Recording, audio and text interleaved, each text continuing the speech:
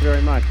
It's great to be here. I remember meeting with Oliver Meisberg about 2 years ago, right at IBC, right after we were acquired by Google, and talking about adding support for cloud rendering for Cinema 4D. So I'm very happy to be here, showing it actually for the first time ever. So my name is Todd Prives. I'm a product manager at Google. I work on the Google Cloud Platform team, and I work on cloud rendering. So today I'm going to show you our solution called Zync, and I'll give you a little bit of history of Zync, and then I can show you a demo of actually C4D now running on Google Cloud Platform. But to really start at a high level, for those of you that don't know, Google Cloud Platform is a publicly available cloud. So obviously there are many large public clouds out there. Google is fairly recent to the game. We joined Google about 2 years ago, but it offers incredible scale, flexibility, and reliability. So essentially, what you're going to see today and all the rendering services we provide runs within Google Cloud Platform. And Google Cloud Platform is the same infrastructure that powers Google. So if you think about 7 products with over 1 billion users, so whether that's search, Android, YouTube, and able to handle the massive scalability that really the world requires for internet usage. That's what Google Cloud Platform is. So that's now available to end users. And what we've done with Zync is we built a solution that allows for dynamic cloud rendering right within C4D as well as other applications, and it's all running on Google Cloud Platform. So the history of Zync is actually pretty interesting. We started about 4 years ago, 4.5 years ago, at a small visual effects studio called Zero Visual Effects in Boston. And this is a studio that was founded by a few folks that had worked at large studios in Los Angeles at places like Asylum and Digital Domain and Hydraulics. And when they started Zero Visual Effects, it was really a small crew able to do really high quality work, but at the same time they were really limited in terms of what they could source initially, right? Imagine like starting up a shop. It's like 2 or 3 guys, very little available capital. So the idea of going out and buying a dynamic or an expensive on-premise render farm wasn't really feasible. So I guess I have to fight here on the audio side. All right, I'll go ahead. So the idea was instead of buying a render farm, maybe they could afford 10 or 20 nodes. Let's write something that runs on the cloud. Let's write something that allows us to scale dynamically. So literally, if we need to be as large as ILM or Framestore or Pixar for a few hours, like we can now do that, and we're only ever going to pay for what we consume. So that was how Zync was born. It was written at a visual effects studio by people that understand pipelines, people that understand production. We come from this with a long career and a long history of working in visual effects, working in CG, working in 2D, and building software tools. So Zync was born out of that way. It was in beta for about 1.5 years. We had it publicly available then for about a year for Maya and Nuke originally, and then we were acquired by Google. So it was really exciting to see that Google is interested in the media space and in rendering and visual effects and animation in particular. So once we joined Google, we were able to expand our engineering team. We now have close to 12 engineers working on different rendering projects. And we're able to take all of the knowledge, all of the skill that those engineers have and apply it to our product. So again, this really helps us scale our infrastructure dynamically. So in a nutshell, you as a user can now spin up to 32,000 cores for a single job. So imagine you're sitting in your basement or in your home office or you're at a studio and you need extra rendering power. We literally give you on demand at your fingertips like the same sort of horsepower that like a Framestore MPC have, right? And you just pay by the minute. So it's not even by the hour, it's literally by the minute. So what we really want to do with this product is to build an elastic, scalable, affordable rendering solution. And like I said before, Zync was designed by visual effects artists for visual effects artists. So we're not coming at this from like a corporate enterprise background where it's like, oh, rendering's a really good use case. Let's build this, awkward tool that doesn't really fit into your pipeline and doesn't understand the way you work. No, it's completely integrated into your workflow, and I'll show you a demo a little bit. But I think it's really important to understand we are aware of the constraints that people typically come across, like things around bandwidth, things around pipeline integration, things around asset transfer, things around licensing. And we've really worked to put together a package with Zync that solves all of this. So it's not as if you're having to FTP files somewhere, have someone else render them, on a limited set of machines. Again, this is running on Google Cloud Platform on the infrastructure that powers Google. You're not competing with anybody for machines. When you spin up machines, when you spin up 32,000 cores, you'll always get 32,000 cores. There's no way that that those will get taken from you. So again, going over some of the highlights, this is really built as an on-demand offering, right? So you pay by the minute. So let's say typically what we see people do is render on a per frame per machine basis. So let's say I have a long render. Let's say I have a 200 frame render, right? What you can do is spin up 200 machines and assign 1 frame to each machine. And that's all you're ever going to pay for. So if each frame takes 36 minutes, that's all you're paying for.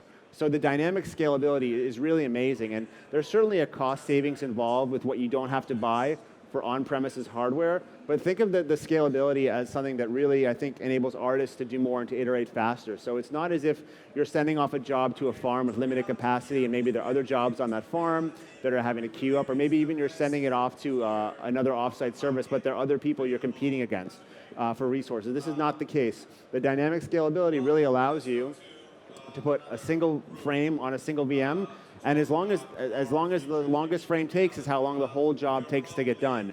So instead of having an artist sitting there maybe working on another shot or just waiting for their render to come back, you're actually saving a significant amount of cost on your artist's time and what you're paying them because of the fact you're able to turn these renders around so quickly and get things back faster than ever. As I was saying before, this is all working in your own environment, right? We've written plugins native into all of the applications we support, whether it's C4D or whether it's Maya or Houdini or Nuke. It's built really to understand your workflow, to understand your pipeline, and we have our own queue management system. So if any of you have used like Team Render or Deadline or Cube, we have a fully web-based queue management system that allows you to control the render, view the visibility of the machines in real time, and manage your jobs. And I'll show you that as well. But again, it's about having a solution that really fits within your pipeline, the way you guys work in visual effects and animation, and making it as seamless and easy as possible to migrate your workflow to a cloud rendering environment. Again, some of the things I was saying before, it's super cost effective. You're not having to buy machines now. You literally pay by the minute, and everything is inclusive. You pay per hour. It's billed or it's listed by the hour, but you end up paying per minute on Zync, and there are no other hidden costs. You're not paying additional transfer fees or license fees. Like what you see per hour for what Zync costs is what it costs. I was mentioning also about the 500 machines per user. That's up to 32,000 cores, as we now have 64 core machines. And the per minute billing, having run Zync previously on another cloud that billed on a per hour basis, per minute billing is so much better. Literally, you're only ever going to pay for what you consume. And you're not paying for the machines to spin up, you're paying for the actual render time, for the CPU time.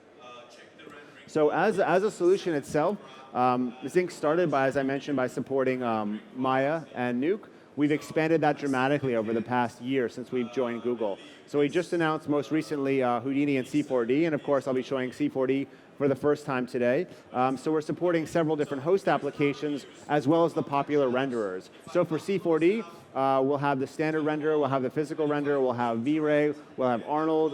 For the other applications we support, again, for the popular renderers out there, they're supported. So it's about having good working relationships with all these great partners such as Maxon, Chaos Group, and Solid Angle, and so on, and being able to offer the solutions you guys need. So I was saying, again, we have plugins into all these applications. We manage all of the assets synced for you, and it's simply plug and play. So the basic idea of the pipeline, and I'll get to the demo video in a sec, is that we're only ever uploading your assets once. So, especially at smaller studios, bandwidth can be a bit of a concern. But the way Zync is designed is to pre-sync all of your assets. So typically at the beginning of a project, you're bringing in your textures, your HDR material, while you're setting up, then going ahead and setting up your animation, setting up your camera moves, setting up your lighting, your rigging, and so on and so forth. So what we do is allow you to pre-sync those assets at the beginning of a job in the background. So you can push everything up. And then at runtime, Zync is always going to check to make sure all of the necessary assets for a render are on our cloud. And if anything new has been added, it'll upload those. But as long as you manage the pipeline properly, the only thing that's going to go up is a scene file. So you're talking about a very small data set really going up when you hit render. And the way we've designed it, again, to understand limited bandwidth that people have, is to, in fact, only ever send up a single frame or a single file once. So if you have multiple artists working on the same shot, or you have a single asset that's used on multiple shots, that asset's only ever going to go up once. So we're really good about eliminating data redundancy, right? The assets needed for the shot are going to go up, but no other assets, no other unnecessary assets are not going to go up in that place. And I think a very cool thing that we've also done is that everything you render on Zync obviously comes right back down to your local output directory, and I'll show you this in the video, but we also keep a copy in your own private storage bucket on Zync. And this is really useful in case you need to use this as an archive, in case you want to have people working in other locations access those files, or in fact if you're doing any compositing in Nuke.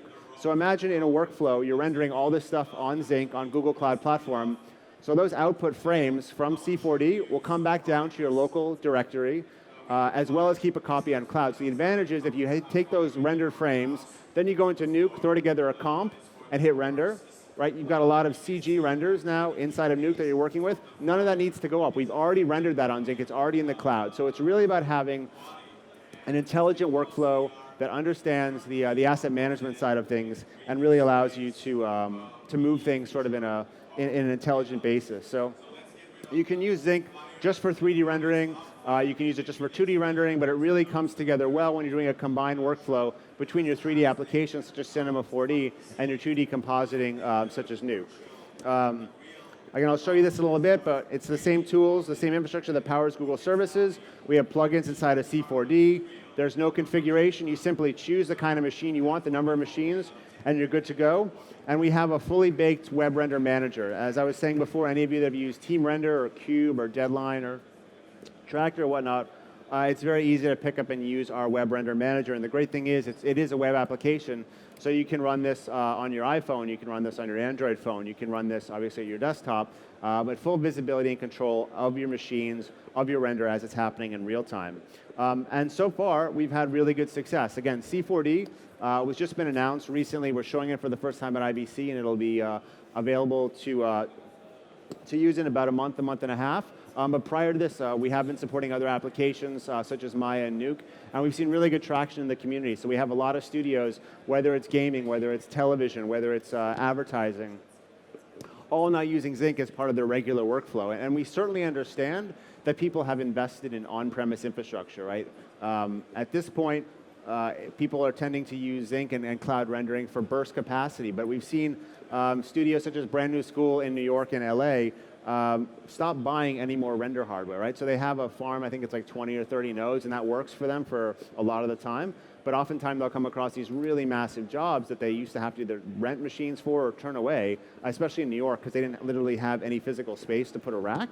Now they can just use cloud, now they can just use Zync, and they can take on these much bigger jobs and run them to scale. And we're actually working with them on a customer presentation that they'll be giving on our behalf at an event we're having in New York in about a month, which is pretty cool. So we're starting to see more and more of these studios use Zync for burst or use cloud for burst, but also seeing the affordability, not only in the cost, but in terms of the turnaround time and money you're saving in terms of your artist costs by getting them frames faster, and the fact that you can take on more work. And they're starting to essentially not refresh their render farms, that hardware when it dies out, but move more and more of that workflow to cloud. So that's really how I see it going today. Whether or not you've got an on-premise render farm, you're rendering locally on your workstations first, and then on your farm, and then moving on to cloud for burst capacity. But I think as time goes on and on, we'll see the affordability, the scalability, the fact that you can basically run a render farm now in the cloud on a permanent basis that for most people, couldn't afford to build. I mean, if you're talking about building a Pixar or a Framestore size render farm, it's in the millions of dollars probably when you include licensing and all the networking and the hardware itself. And now you can have this, right, as a freelancer, as a small studio, or even as a mid-sized studio, access that at any time. So I think over the next several years, we'll start to see more and more of the workflow go to cloud, and people invest less and less in on-prem hardware. And I do just want to call out some of the other customers we have running render loads on Google Cloud Platform.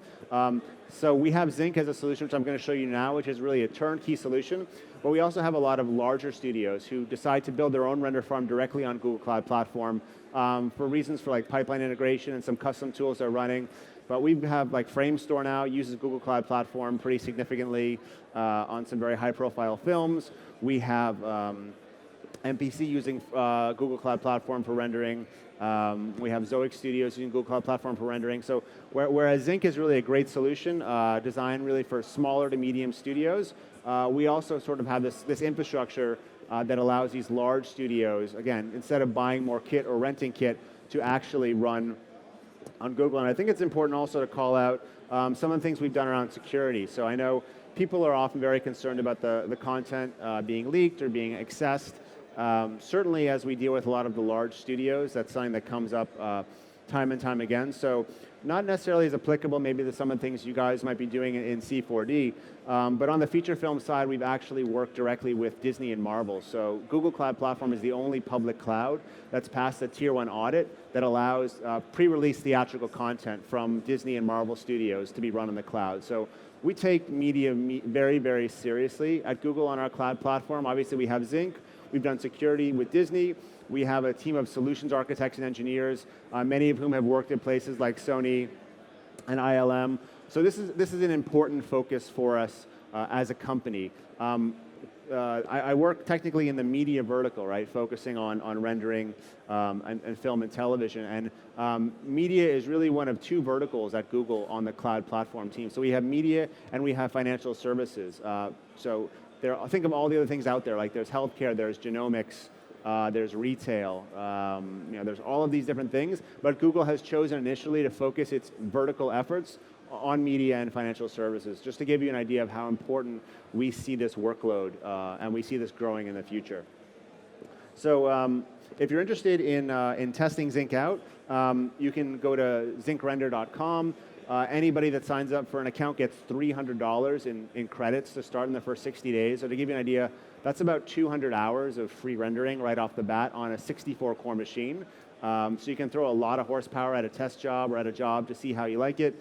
So again, right now we're supporting Maya. We'll be having C4D and Houdini available very shortly. So you can contact us at info@zyncrender.com, or you just grab me after the show. Specifically, if you're interested in testing out C4D, I'd be more than happy to give you my contact info and get your contact info and even get you some additional credits because we are looking for some testers early on.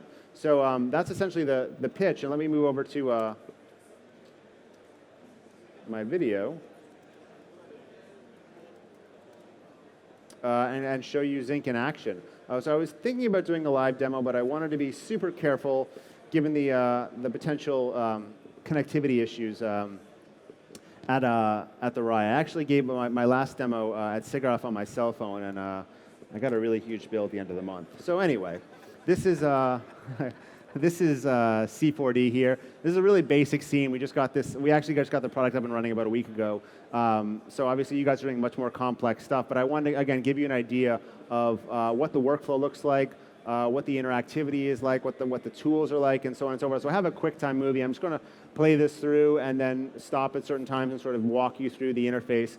And honestly, I've got another 40 minutes to talk. Zync is pretty self-explanatory. It's pretty easy to use. It'll probably take me like 10 minutes. I'll try to stretch this out. But again, the idea around this is something that you just pick up, you install, and you're off and running. There's not a lot of heavy-duty configuration or anything you need to noodle around with. It just works, right? It just works. So to actually run Zync, you're going to install a client application, and I've got it here on my desktop. But you've got this small client application. I'm showing you the real thing here, not to confuse you, I hope.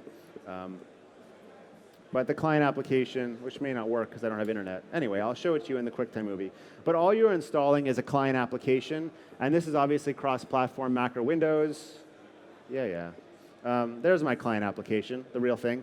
So this is what allows file I/O permissions to read and write from your file directory structure. I'll go back to the QuickTime. But you're just going to install a client application and a plugin. That's it. Nothing else you have to configure in terms of like firewalls or pathing or permissions or anything like that, you really install those too, and you're good to go. So again, I have apologies for the basic C4D scene, but I'll just go ahead and play this through a little bit here and sort of walk you through the workflow. So again, I was mentioning you have the client application. I think I'll show that in a sec. And that's cross-platform, so you install that, and that's what allows you to read and write from, yeah, you can see a great scene here. No animation in 90 frames. But again, just wanted to get something out to be able to show you. So you've got the client application, make sure that's running, and that's cross-platform. And from there, you're able to choose the maximum number of jobs running. You can view all your transfers happening in real time when transfers are happening, and we've got a full log for any sort of debugging that comes up. So you've got your client application, and then we have a plugin. So you see I go up to the plugins little menu here, and I've got a render with Zync option. So when I go ahead and launch that, it's essentially going to give me my UI. And this is where you control the render, right? So it's built right into C4D, and you've got all the different options here. So you can choose the take you want to render. You've also got an option here. It says do not render any take, just upload scene files. So essentially, this is what you want to do at the beginning of a project. You do this every day, every hour, right? This allows you to sync all of your assets and push those up to storage on the cloud with no FTPing, no repassing.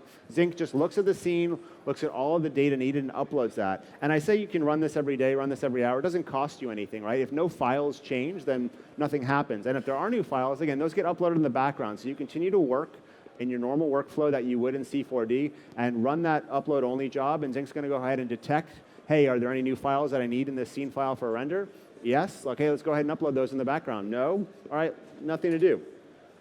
So that's an important thing to point out in terms of the way we manage file I/O. This is not like, okay, now I have to render and I have to push up gigs of data at runtime. No. We sync all of that ahead of time, and then at runtime, provided you've managed your pipeline properly, the only thing that's going to go up is the C4D scene file. So we have some queue management systems controls. Wait, let me jump back a little bit here. We have an option, your output path, right? So this is reading directly from your C4D scene project. So everything here is pretty much pulled from C4D, like the resolution settings, the renderer you're using, the output path, the output format. So work like you normally would work, and then if you want to change things around when you're submitting a job to Zync, that's fine. But you can see here the output path. This is just on my desktop here. This is read directly from C4D. Again, there's no special FTPing of files back and forth. I happen to set this to TIFF. I should have probably set to EXR, but it's reading that, and it's just setting that as the default option. So before I mentioned that Zync is auto-syncing all of the assets, what we've also built is an option to add auxiliary files. So in the off chance that maybe Zync has missed a file, or maybe you've got a cache, or maybe you have some files that you're not going to use in this scene, but you want to upload anyway for another scene, we also have this additional feature that allows you to add auxiliary files. So when you click on select auxiliary files, from there you can browse and choose any additional files you want to upload, and it'll upload those as well. So we take everything into account, even if there's a file that might have been missed, or if there's a file that's not yet connected to the scene, but you know you're going to need it at some point in the future, you can upload that. And again, upload that ahead of time, manage your file I/O so you're not pushing everything up at runtime.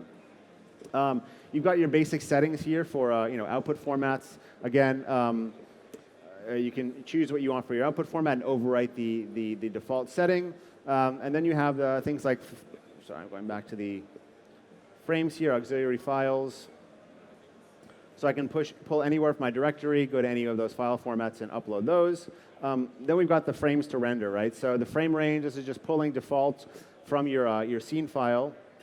Frame step. And again, these are terms that are common, I think, to anybody who's done any sort of rendering before. But frame step is how many frames is it going to render. If you're rendering, if the frame step is 5, it's going to render every 5th frame. This is obviously set by default to 1, so it's going to render every frame.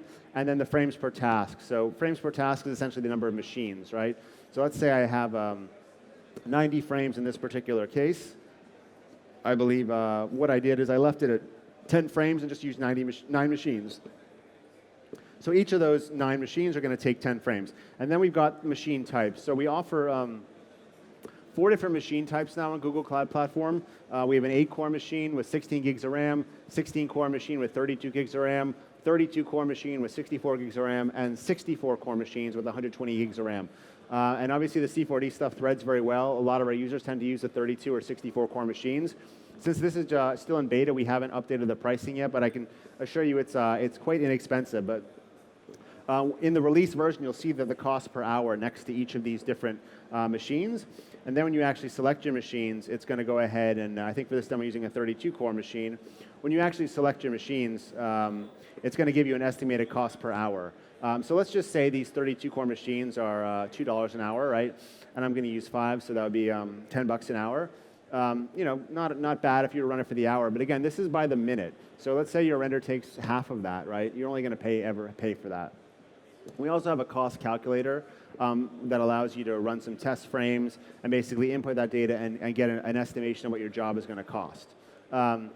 So moving on to the storage part of it, I mentioned that we pre-sync all of the assets, and I'll show you this in a minute. But basically, anytime you create a project, we create a cloud storage bucket for you. And this is fully managed. What's managed by us, it's accessible to you. So it's quite easy to use. In this case, I already have a project running, so I'll use that. But if you want to start new projects for your storage and break out each project by a different name, you can do that. So I believe I just picked that.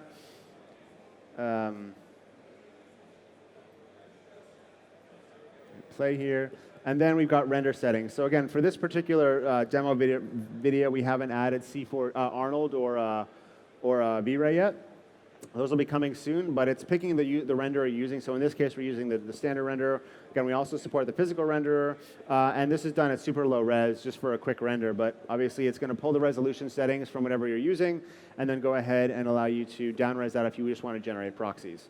So that's really it. Then you hit Launch Zync Job. Well, you save the file first, and then you hit Launch Zync Job, and you get a successfully submitted job to Zync. And in this case, what happens is Zync will look at the C4D scene file. If it's already been run and if it's already been uploaded and nothing's changed, then nothing even goes up. It just uses the most recent C4D scene file. It'll do a difference match. So if there's a new C4D cinema C4D file, that'll go up. Again, we'll check to make sure all of the assets are there. And if they're all there, we'll start the render. If they're not there, we'll upload those before starting the render. Again, in this case, this is a pretty simple job. All of my assets were already up there. In fact, there are no additional textures or anything. It's just a C4D file. So it's going to say, you can check the status. And at this point, go back to working on your output on your desktop like you normally would. Move on to the next shot. Or you can go to your web render manager. So this just runs in a browser, and this is your full queue management system. So this allows you to see everything going on in real time, all the machines running, you know, all of the job logs, everything. So I had a few jobs running in this case, but you can see the progress of your uploads. So these usually happen very fast. Again, if you have no new scene, no new textures or assets to go up, it's just a C4D scene file. So it's super quick, and then you can view the render progress bar. So you're able to see things like the number of machines you're using, when the job was started, what the output directory is, the stepping and the chunk size. This is all stuff that's set inside of the plugin, and then you can see all those machines. And again, in this previous test scene, I ran 8-core machines, but you're able to see all of that in real time. You can see the status of the machines, what jobs are being run, and what the progress is. So everything is giving you a real-time output. So I have these first 10 frames rendering. I can actually look at the job log. I think I'm going to show a little bit more here of the directory structure. But this is more like for your information. There's not a lot you need to do here to modify anything. But as I was mentioning before, we've got job logs. So you're seeing a job log of what's happening, and everything that you see in the job log is what's happening on these machines, these virtual machines on Google Cloud Platform. But they're actually all completely repathed to look like a local running machine. So if you see here, all of the files it's referencing, everything it's looking at is repathed to match your local environment. So at no point are you looking at this cloud pathing that doesn't match what you're doing locally or becomes confusing. It literally, we do all the repathing. So anytime you're looking at log files, anytime you're looking at output directories, anytime you're looking at the files that are stored on cloud, it's all matching the directory structure of what you have locally. So it's pretty cool, again, having the idea of an integrated solution. The frames themselves, these actually render pretty quickly. But you can see the output directory. So in this case, I have my test scenes in my C4D main file. So frames come back as they finish. There's no FTPing. I say this all the time because people are always like, well, do I have to go fetch the files? With Zync, you don't. The thing they tell us they love about Zync is the fact they just show up where you set them in your project file initially. So in this case, again, I had another job running, so these scenes are running pretty quickly, but those frames just output directly into the desktop, or whatever your output directory is. And I have some other frames that are finishing up, and I think I'm going to leave this playing for a few minutes, and you'll actually see those new frames as they finish. Again, my really fancy render. Those new frames, as they finish, start to populate one at a time. So we'll just give this a few minutes, or maybe a minute. You can see the status of the 10-frame chunk here. It's going from rendering to downloading. So those frames are just going to start to pop up back in your output directory. And that's really it. I mean, that's essentially the process, right? Those frames, you submit them, they get rendered, they end up going right back into your output directory. And then we have a whole bunch of other bells and whistles. We have job control, so you can pause a job, you can cancel a job, you can restart a job, you can view your job log, you can add more machines to it if you want by changing the job option. So it's basic queue management things. We also have a transfers page. So let's say you have 1,000 frame sequence. We've seen this before with some VR pieces that you need to download, and you have limited bandwidth. You can actually prioritize which files come down first directly within this. And you can also cap the number of frames coming simultaneously if you don't want to choke your entire bandwidth with Zync. You can manage all that. So you're able to access those frames once they're finished and prioritize the downloads. Like, you don't have to do anything with this if you don't want. It's just an option we built in for users that have really large jobs. We also have an account setting. So here is where you can add support for custom shaders. So if any of you guys are using Arnold and using the AL shaders, open source shaders, you can simply specify that shader path on your local directory, and Zync will upload those and read those shaders during the render. The same thing goes for Nuke as well. We support gizmos. So all of that is configurable within the web console. And we've also got here is give this a sec, is a usage tab. So this is something that's, this is just a demo site, so you're not going to see a whole lot, but this is really something that a lot of our users have asked for. They want to be able to bill these jobs back to the customers or understand how much they've spent on a per job basis. So we have this pretty advanced billing system that we built. So obviously you're getting a bill from Google Cloud Platform at the end of the month, and that's your total due for rendering on Zync. What we also have done here is break down things by job, by software, by user. So if you want to see like a certain artist, how much are they spending? How many machines are they using? What's that costing me? Or on a simple, per project basis, right? We just did a spot for, let's say we did a spot for Audi. I want to know how much I spent, what software I used, and what the total bill was based on a per machine or a per artist basis. So all of this is configurable. All of this is sortable, so producers love this. They can actually get a real breakdown of what the cost was, what the consumption was, and you can export this as a CSV, kick this into Shotgun or whatever you're using for like your billing and your project management to understand the budgeting costs behind this. We also have a users tab, so if you're an admin to the site, you can add new users, and the new users basically have permissions that you can turn off or on. Typically, if you're just a user, the only thing you're going to be able to do is control the web console. If you're an admin, you can then look at the usage, you can look at the configuration, you can add other users, so you're able to manage users. And we also have a projects tab. So before I was mentioning the fact that we upload all of this data ahead of time if you run the upload-only job. So where does it go? So this is where it goes, right? This is all stored on cloud storage. You don't have to configure cloud storage. We manage all this for you. But on a per project basis, you're actually able to look at all the data that's been uploaded and browse that. And again, this is just a demo site, so we don't show the usage here, but we actually, on your live site, you'll see the total usage consumption, in gigs or terabytes based on the size of the project. So this is where you see all of your storage. You can also turn thumbnails off or on. Some people, for security reasons, don't want that accessible. They just want the frames downloaded, but we also have an option to view thumbnails directly in the browser once a render is finished. And then projects, of course, can be kept up there as long as you want. You can choose to delete it as well at the end of a job. We've also got a full file browser. So this is pretty cool. So I was mentioning that everything that we have on Zync that's on cloud is repathed to a local environment. So you saw the log files before. It's all repathed to a local environment. These are the different storage projects, and everything here is repathed to match my local environment. So I'm browsing cloud here. I'm browsing Google Cloud Storage, but everything is structured just like it is on my desktop. So if I need to find another file, if I want to see what's up there, I simply go through this like I would my local directory, and everything matches up. So no confusing file paths, nothing along the lines of something that doesn't make sense within the context of the workflow that you guys have. and that's that. So I just have some other frames finishing up here. And again, I chunk these to 10 frames per machine because it's a really short render, and I wanted to have some time to talk during the demo. But typically in a real CG workflow, you've got renders that are 10, 20, 30 minutes, a couple hours. You generally want to put one frame on one VM. You can spin up to 500 VMs, so the scalability is pretty dramatic. So essentially that's an overview of Zync on Google Cloud Platform. Very easy to use. I think I spoke probably twice as long as I expected to speak to try to stretch out the time. But again, just to reiterate, this is built like by artists for artists. So we know how you work. We tried to build a tool that fits in your pipeline.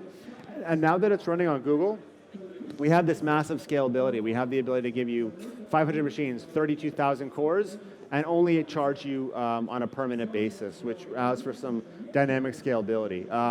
So that's the extent of my presentation. You can visit zyncrender.com or email info@ZyncRender if you'd like to try out C4D. You can put you on the early access list. And if anyone has any questions, feel free to come up and, yeah, grab me. So we're looking at Turbulence FD and X particles initially. Any other ones? Yeah. The vetting process? Oh, Google's a very data-driven company, so we need to see like market demand and essentially, user demand as well. What are you looking for in particular? Sure. I mean, if there's traction, absolutely. But we wanted to start with sort of what people are using today. But I mean, certainly we can add new ones. Like we've done that with Maya. We started with just Arnold and V-Way. We just added RenderMan. We'll have Mental Ray. So certainly something that we can do based on usage. Yeah. Oh yeah. Okay. So this gentleman was asking about preemptible machines. So essentially, we have two classes of machines on Google Cloud Platform. We have your standard on-demand machines, and those can run essentially for infinity. Literally, these machines will run. If a VM fails, we have a really unique thing on Google called live migration, where we can take a project on a VM and move it to another VM with no interruption. So you as the user don't see any loss of data, anything happening at all. So with our standard machines, even if a machine fails or we're doing system maintenance, we do a live migration, right? So those machines can run forever. Typically, if you have a render that's going to take you several hours a frame, you want to use those. What we also have are another class of machines, and those are called preemptible machines, or PVMs for short. And those are essentially spare capacity machines we have on Google Cloud Platform. So those may get taken away at some point. Maybe we have a surge, YouTube needs a bunch of machines for something to process a bunch of video, or something goes on with search. So preemptible machines can be taken away at any point. They'll run for no more than 24 hours, but the upside is they're around 70% cheaper. So with Zync, it's not quite as much of a discount because we factor in licensing, but just to give you an example, like ballpark, a 64-core machine on Maya with V-Ray, I think is like $4. With a preemptible machine, it's like I think it's like $1.50, right? So it's significantly cheaper, but there is a risk that those machines could be taken. So what we tend to do is suggest that you use those for shorter renders. You know, if it's going to be an hour or two a frame, that's okay. But once you start getting to like the 3-4 hours frame, there's a much higher chance that those machines could be preempted. So preemptible machines, they're available to you in the web console. I'll show you them here, actually. So you can see we have these standard machines, 8, 16, 32, and 64 core, as well as these preemptible machines with the exact same configuration. So it's the exact same machine. The pricing is significantly less, and it does come with the risk, essentially, that those machines at some point could be taken away.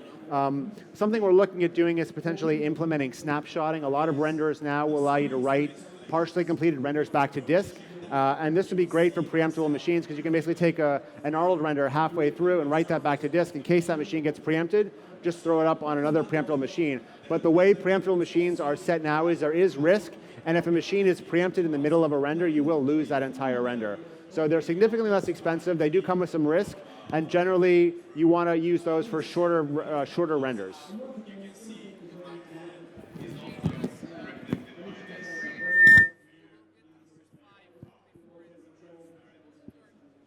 No, so the frames come down. Yost is asking, do you get like partial frames out of a render? So you set the chunk size to what you want. So if you set a 10-frame chunk here, and you get 9 frames done, and the machine gets pulled, you lose all of them. But what I recommend, and again, this is a super short render, so I did this with 10 frames per task. Just set your frames per task to 1. So the VM will render 1 frame and then download it, take the next frame and then download that. So there's no risk of having like 4 or 5 frames in the task done and then losing that to a preemptible machine. Anything else? Cool, okay. Thanks for, oh yeah, yes.